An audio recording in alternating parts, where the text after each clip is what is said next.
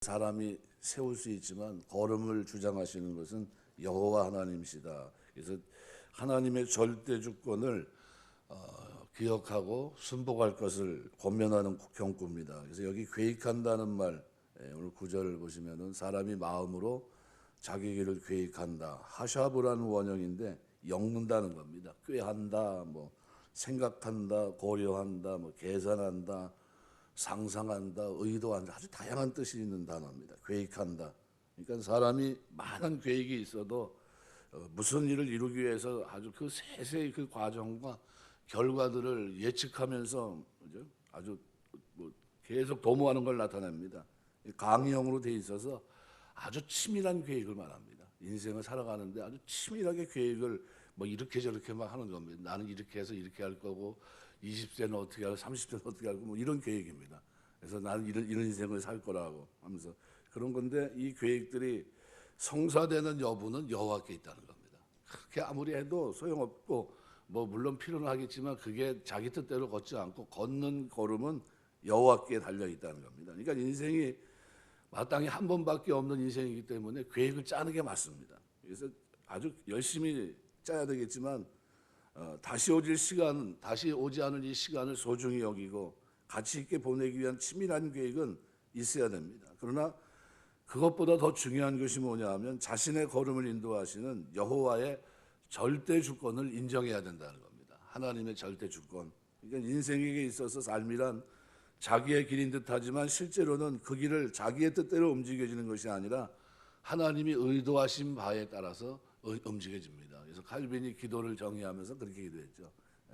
하나님이 나에게 계획한 것을 발견하는 것이다. 이렇게 정의했어요.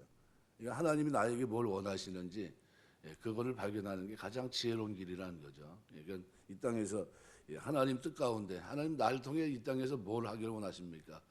작게는 어떻게 하나님 백성으로 살아가는 거겠지만 조금 크게는 나를 통해서 이루고자 하시는 선한 일, 그렇죠? 사도 바울을 통해서 하나님께서 하신 것처럼 걸어가는 걸음 속에서 하나님이 계획할 일들이 있습니다. 그래서 이와 관련해서 예레미야는 예레미야 10장 23절을 통해 이렇게 말합니다. 여호와여 내가 알거니와 인생의 길이 자객이 있지 아니하니 걸음을 지도함이 걷는 자에게 있지 아니하니이다. 막 열심히 걷는 것 같은데 내 뜻대로 걷는 게 아니라 누가요? 여호와께서 지도하고 있다는 거죠. 그래서 우리가 이 주권을 인정하고 사는 것이 중요합니다. 여러분 살아가는 동안 하나님의 인도하심을 늘 구하며 사시길 주의 이름으로 축원합니다. 막 걷는 것 같은데 계획대로 가는 것 같은데 방향은 누가 틉니까? 하나님이 틀어요. 우리 이제 강아지 제가 전에 키웠을 때 이제 이 진돗개를 좀 키웠는데 이렇게 뒤에다 줄을 매가지고 이렇게 갑니다. 가면 이쪽으로 가야 되는데 자꾸 엉뚱한 데로 가요. 그럼 방향을 어떻게 해요? 뒤에서 줄 잡은 데를 이렇게 틀어버립니다. 야 이렇게 하면 이쪽으로 또 가고 이렇게 하면 또 이쪽으로 가고 그럽니다. 근데 그거는 걔는 자기 나름대로 그죠? 그냥 자기 몸 냄새 쫓아서 막 가고 막 하는 것 같은데 근데 방향은 길은 누가 인도합니까? 뒤에서 주인이 지금 인도하고 있는 겁니다. 가고 싶은 대로 이쪽으로 가야 된다 하면서 이리로 가고 산책하기 위해서 같이 가고 있거든요 지금. 그러니까 목적이 다릅니다, 그죠?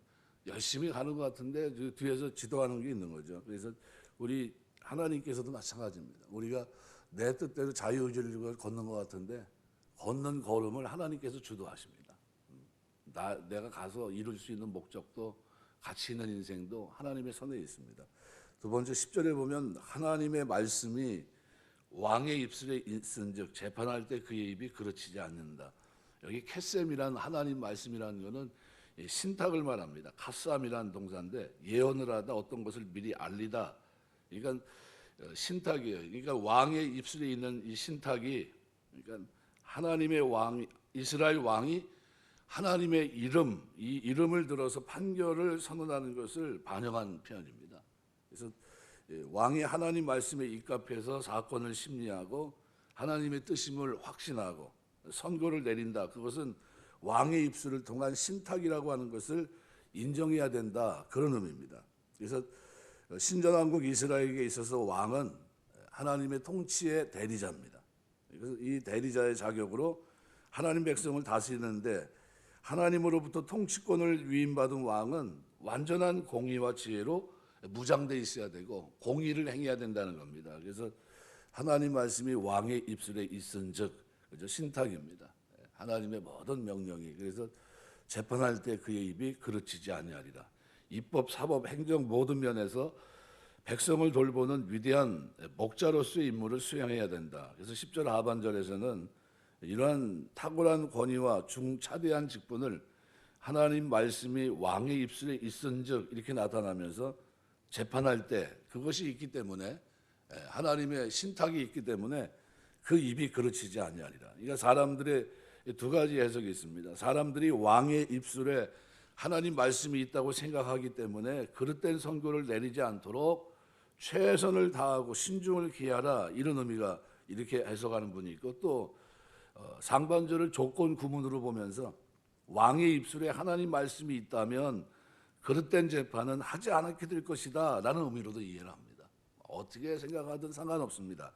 어떤 해석을 취하든 하나님의 대리 통치자인 이스라엘 왕의 말은 하나님 말씀에 어긋나지 않는 것이어야 되고, 거기에 위배된 그릇된 재판을 내려서는 안 된다는 의미를 분명하게 전달하고 있는 겁니다.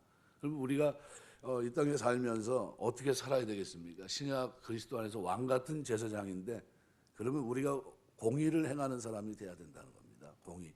우리 입에서 공정한 추와 같은 사람이 돼야 된다는 겁니다. 그래서 그것을 11절 말씀에서는 조금 더 이제 이렇게 얘기합니다.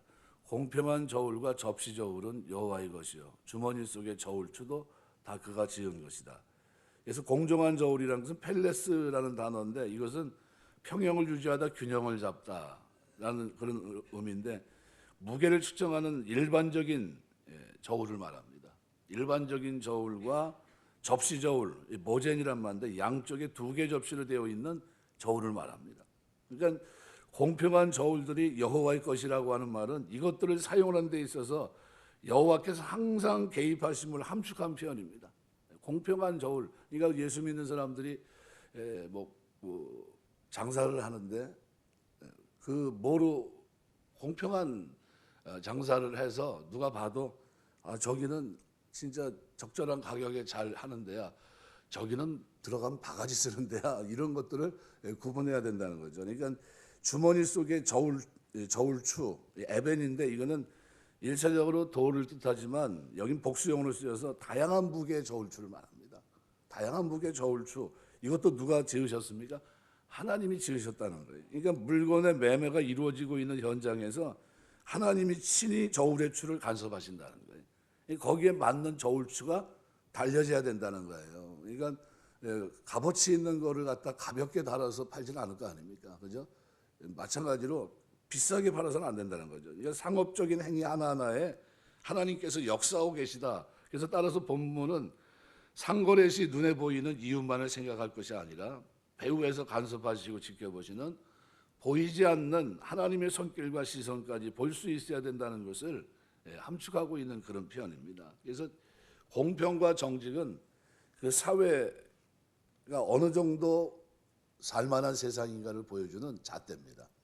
그러니까 그래서 우리가 이 사회를 보면서 왜 이 사회, 이 나라가 이 모양이야? 이렇게 되면 누가 잘못 살아간 거냐면, 누가 잘못 살아간 겁니까? 예수 믿는 사람들이 잘못 살아간 겁니다. 왜요? 이유는 겁니다. 어차피 저 사람들은 어떻게 해요? 그렇게 살아가요. 왜요? 법이 없기 때문에. 세상 법대로 어떻게 해서든 이윤을 추구하는데 수단 방법 가리지 않고 많이 얻을 수만 있으면 되거든요. 그런데 그걸 조금 뛰어넘어서 처음 남들이 봐도 합리적이고 공평한 잣대를 가지고 하는 사람들은 누굽니까? 적절한 이윤을 남기고 박리담회 하면서 조그만 이득을 하면서 많이 팔아서 이득을 취하려고 하는 사람은 누굽니까? 그 사람들이 예수 믿는 사람들이에요. 난 이윤을 조금 얻지만 하지만 많이 팔아야 되겠다. 그래서 뭔가 얻으려고 하고 이런 사람들이거든요. 나는 한 개를 팔아도 그냥 엄청나게 뭘 붙여가지고 팔을 거다.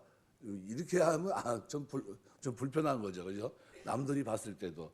그래서 그런 의미로. 그래서 신명기 말씀 25장 13절에서 15절 보면 이렇게 말합니다. 너는 내 주머니에 두 종류의 저울추 곧 큰 것과 작은 것을 넣지 말 것이며 내 집에 두 종류의 돼 곧 큰 것과 작은 것을 두지 말 것이며 오직 온전하고 공정한 저울추를 두며 온전하고 공정한 되를 둘 것이라.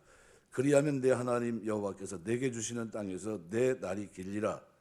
이런 일들을 행하는 모든 자, 악을 행하는 모든 자는 내 하나님 여호와께 가증하니라.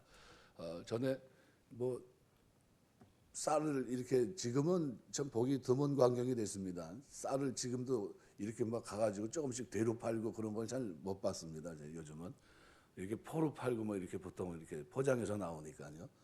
전에는 되가 여러 개가 있었어요. 근데 시장에서 파는 되는 이상한 데예요. 뭐냐면은 나무로 이렇게 만들었는데 밑에가 어떻게 됐어요? 밑에가 좀 위로 확 올라와 있는 데입니다.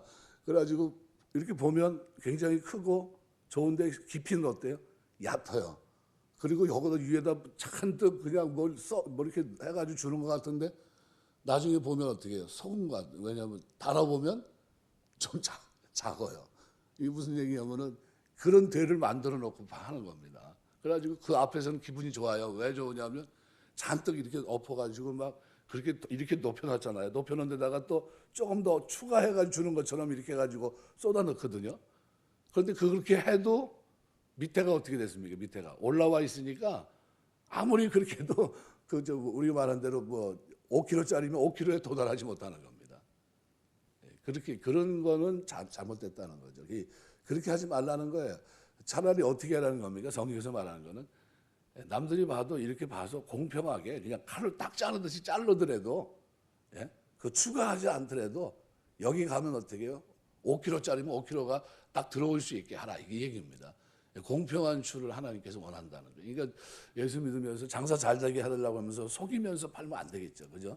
그런 부분에서 얘기를 하는 겁니다. 그래서 공평과 정직은 그 사회 안정성을 보장하는 주축들입니다. 그래서 안 믿는 사람들이야 그럴 수 있지만 그러나 믿는 사람들은 그러면 안 됩니다. 그런 이유가 왜 그러냐면 일례로 이제 북이스라엘이 멸망하기 직전 호세아 아모스 선지자가 활동하던 당시에 공정한 상거래가 실종됐습니다.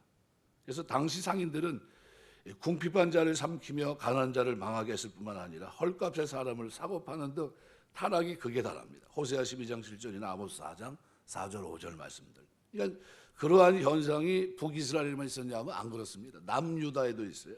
그러니까 국력이 기울어가던 시기에 그런 모습이 나타납니다. 그래서 선지자 미가는 유다 사람들에게 이렇게 말합니다. 그들의 집에 불의한 재물과 축소시킨 가증한 에바가 있으며 부자들은 강포를 행하여 착취한다. 미가서 6장 10절에서 12절에 강조합니다. 뭐가 공평한 추가 무너진 겁니다. 그래서 오늘 이 사회가 불안정한 원인 중 하나가 뭘까요? 상호 신뢰 이것을 상실하는 겁니다. 상호 신뢰가 무너진 원인이 어디 있습니까? 거짓과 속임수가 난무하는 사회가 됐기 때문이에요. 누구 때문에 그런 겁니까? 따지고 들어가면 예수 믿는 사람들이 우리의 삶을 하나님께서 정한 그것을 포기했기 때문이에요. 이걸 우리가 포기하면 안 됩니다. 여러분 살아가는 동안 공평과 정직을 여러분 포기하지 않고 사시길 주의 이름으로 축원합니다. 어디 가든지 우리는 뭐예요? 공평한 사람으로 살아야 돼요. 저 사람들이 저렇게 약삭빠르게 이 이윤을 추구해도 나는 정직하게 이윤을 추구하는 사람이다. 이 소신이 우리에게 있어야 된다는 겁니다. 그래서 만약 이러한 현상이 계속된다면 사회는 불신, 그다음에 혼란, 이 팽배함 속에서 치명적인 상황이 이르게 됩니다. 성경은 그래서 아까 신명기 25장 말씀했던 겁니다. 이 두 가지를 가지지 말라는 거예요.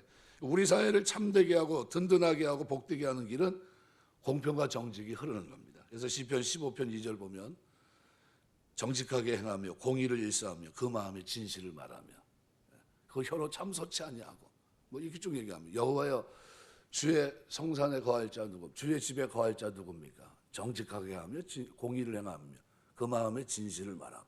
이게 우리가 이 하나님 백성들, 구원받은 하나님 백성들이 살아가는 동안 어떤 삶을 추구해야 되는가를 보여줍니다. 아모스 5장 24절 오직 공법을 불같이 정의를 하수같이 흘릴지로다 그랬습니다. 우리 하나님 섬기면서 하는 동안 세상이 그러니까 나도 그런다는 얘기를 하지 마시고 세상은 그렇지만 나는 이렇게 살겠습니다. 그러면서 뭐라고 기도해야 됩니까? 하나님, 제가 정직과 공평을 버리지 않습니다. 왜냐하면 아버지 하나님의 성품이고 나에게 원하는 삶이기 때문입니다. 내가 이렇게 살아가면서 손해보지 않도록 도와주시옵소서. 이렇게 기도하셔야 됩니다. 그리고 그렇게 살아간 삶에 대해서 하나님이 기억하시고 보상하실 줄 믿습니다. 우리는 하나님이 인도하시는 길을 걸는 사람들입니다. 말씀 맺겠습니다. 오늘 9절, 10절, 11절 말씀에서 우리가 하나님의 절대 주권을 꼭 인정하고 사는 여러분 되시길 주의 이름으로 축원합니다. 내가 걷는 게 아니라 하나님 힘주서 그 길을 걷게 하시는 것이고, 하나님은 우리의 걷는 걸음 속에서 공평한 자로 살기 원하십니다. 정직을 행하는 자로 살아가기 원하십니다. 이렇게 살면 하나님은 우리의 삶에 대해서 반드시 보장하십니다. 그래서 특별히 10절 말씀대로 캐셈, 그죠? 신탁이 있기 때문에 여호와의 말씀이 입술에 있고 그 입에 있기 때문에 어떻게 그르치지 않습니다. 우리 예수 믿는 사람들은 뭐가 있습니까? 우리에게 하나님의 말씀, 그죠? 예언적인 말씀이 있기 때문에 내 멋대로 살지 않습니다.